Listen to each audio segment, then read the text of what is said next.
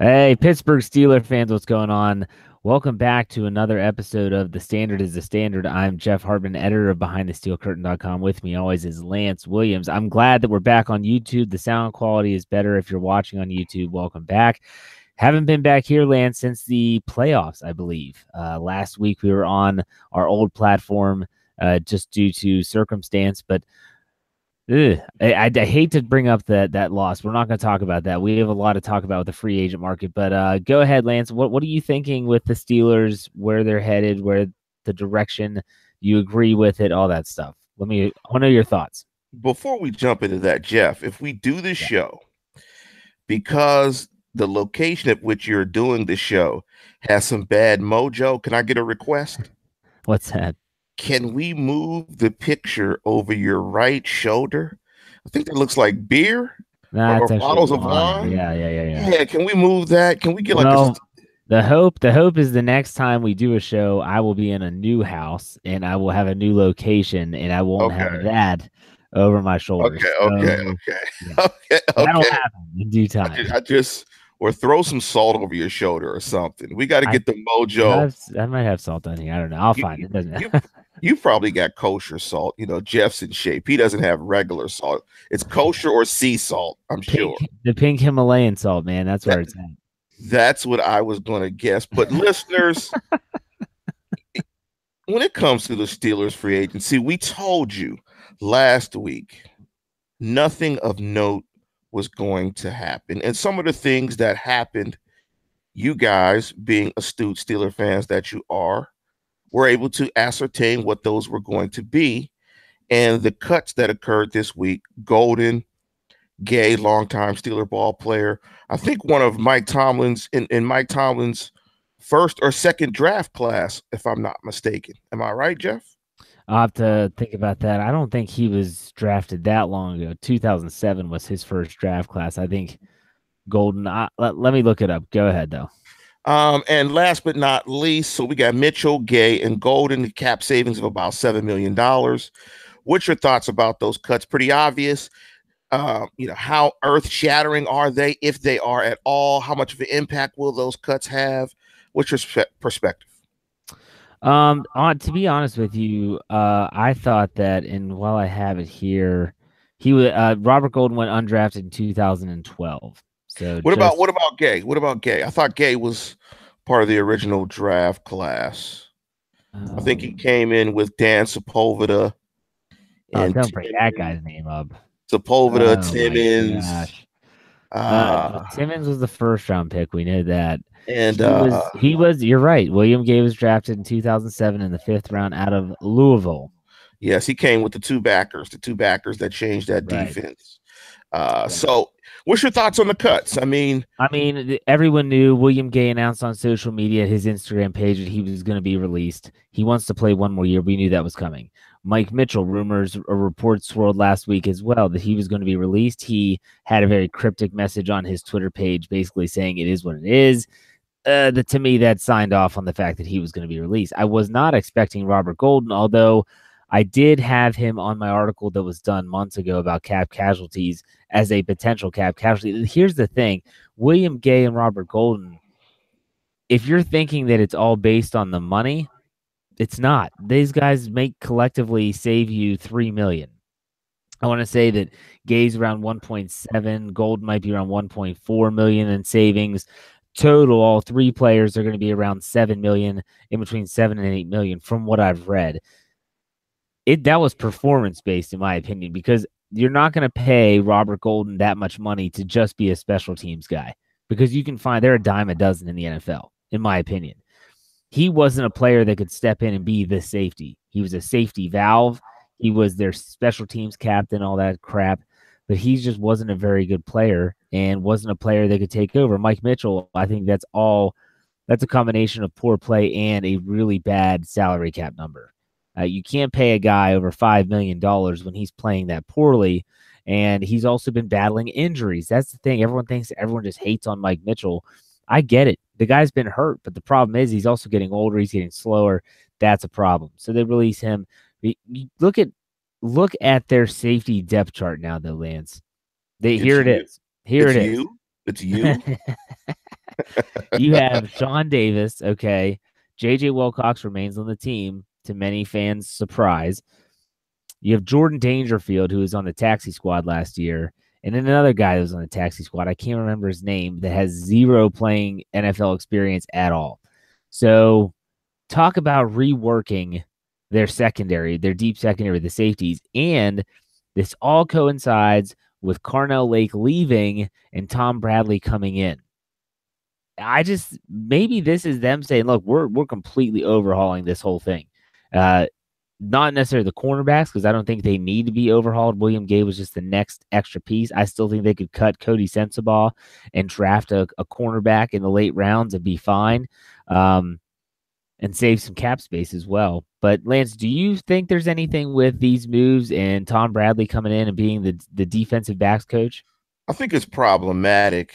I mean, my philosophy has always been with football is you try to eliminate unknowns. The smaller or fewer amount of unknowns you have, particularly if those knowns are filled by good ball players, the better you are.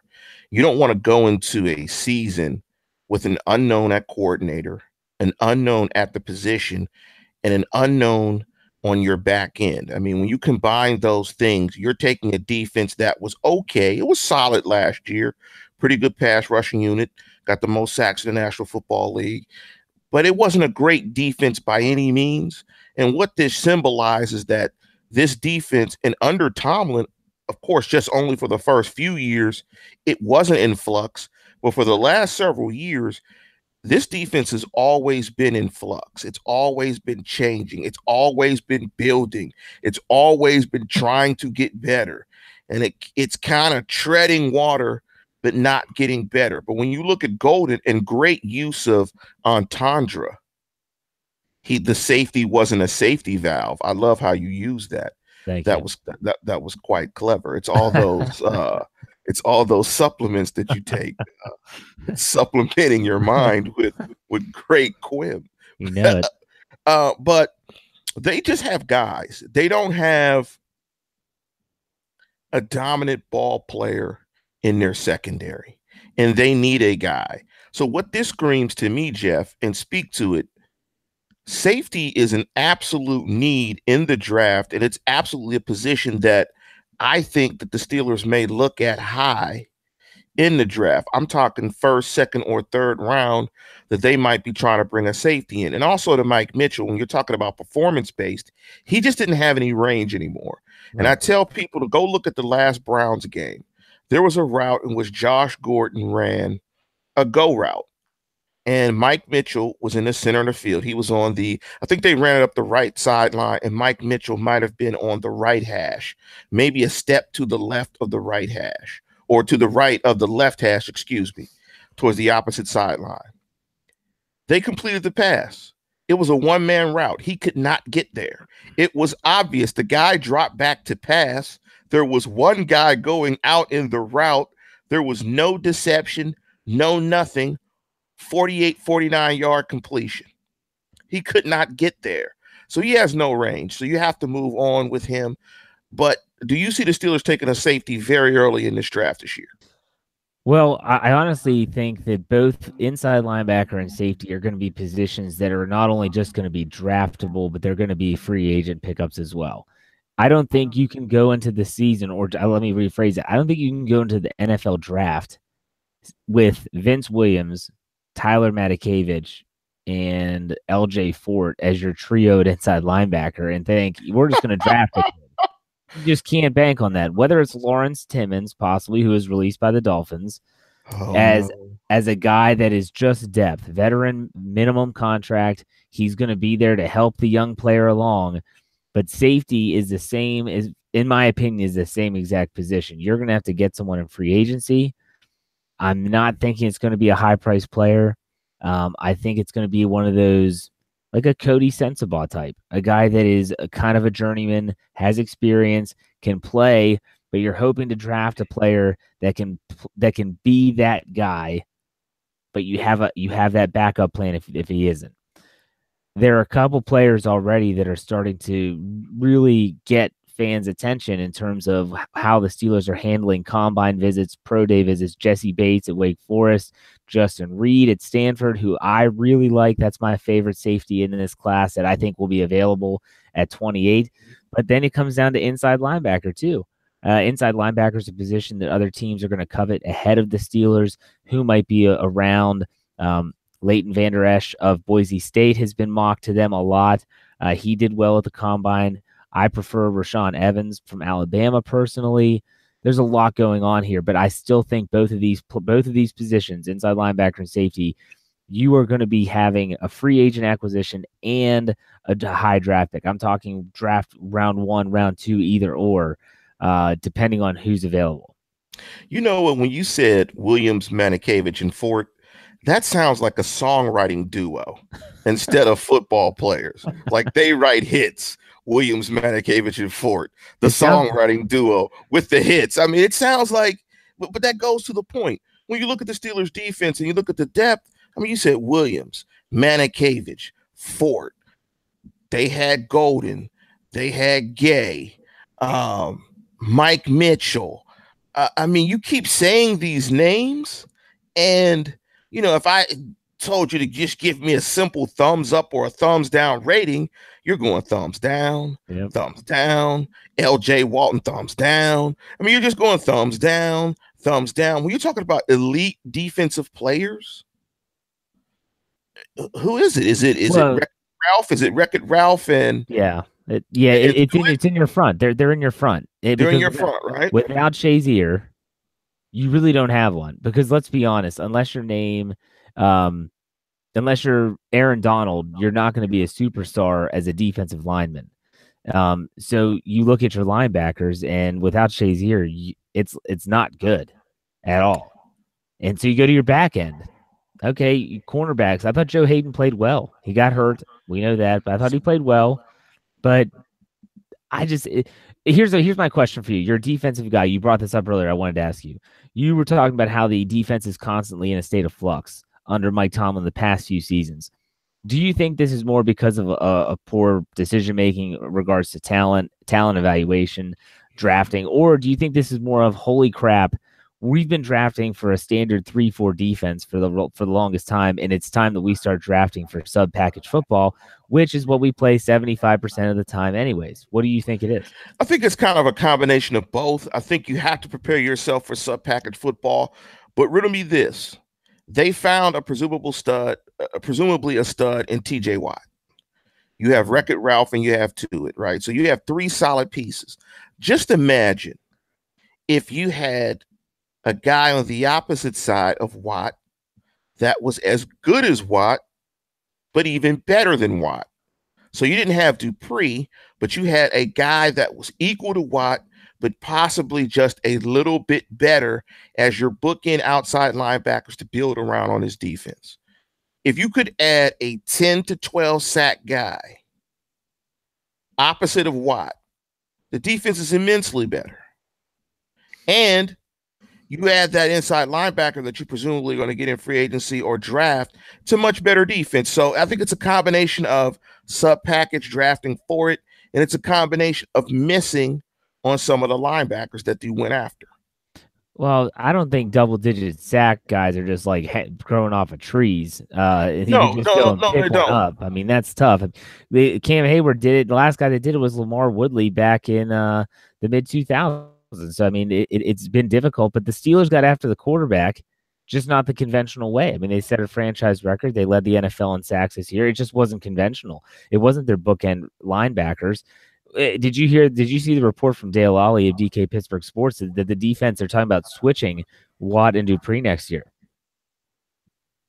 Okay. Do you think I had the same reaction?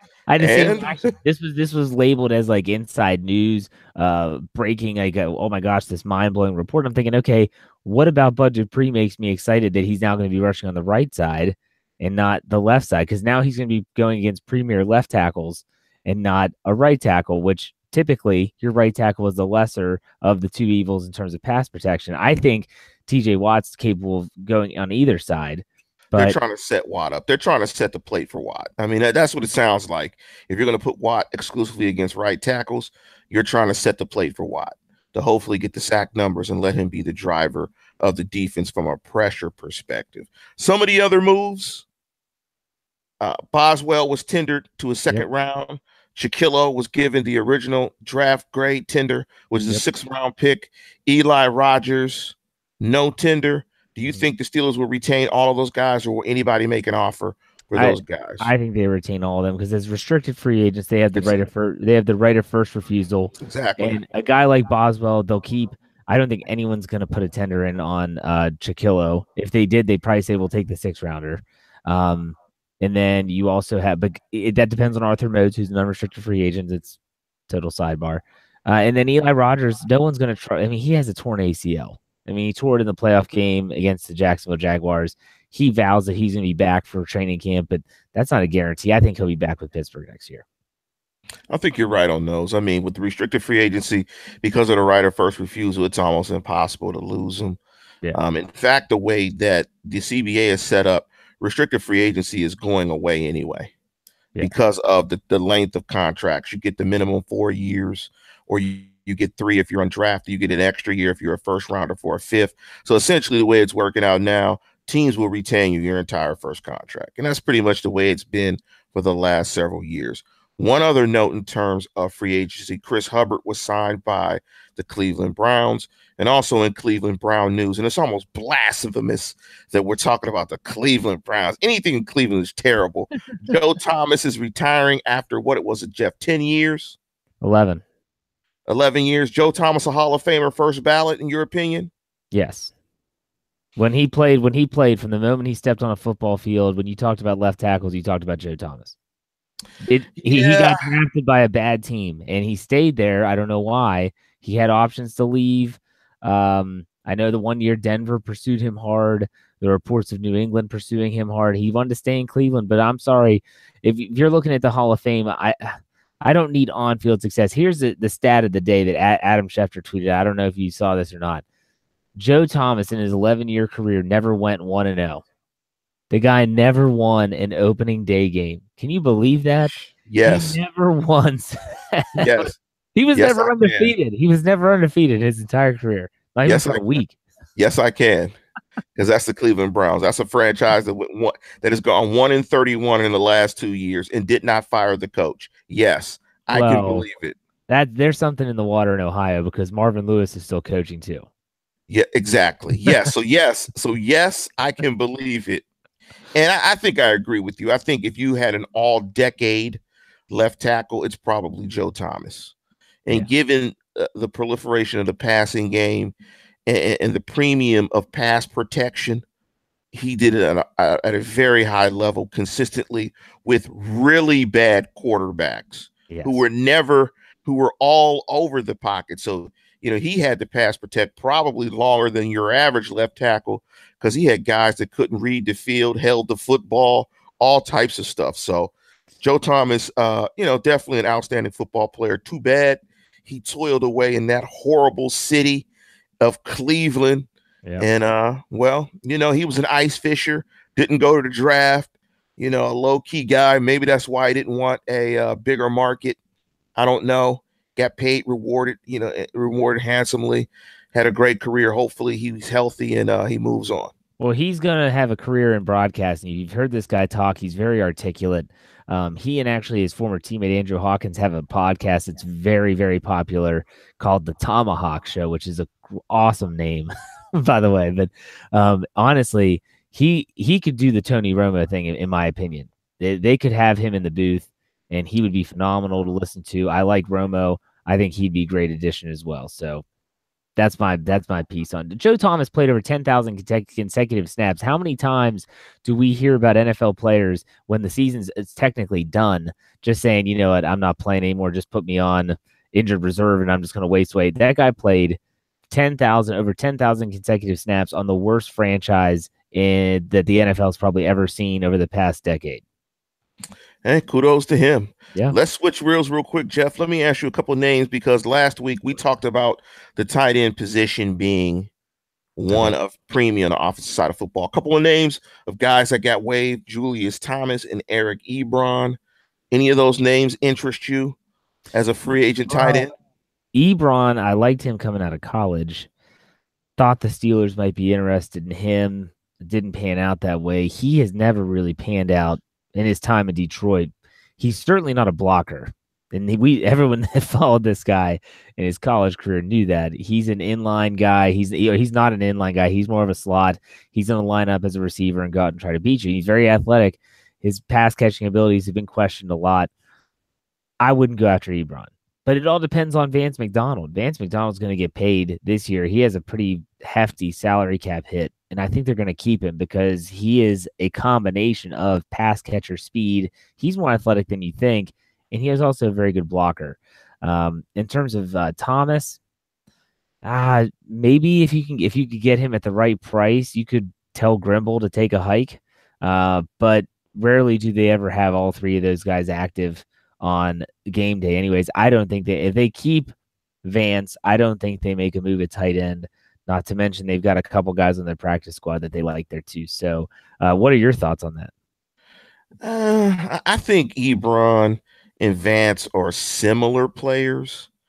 So I don't think you need to go out and get Ebron. I don't think Ebron brings anything much different than Vance. Vance also knows the system, has a rapport with Ben Roethlisberger that he's developed over the course of the year.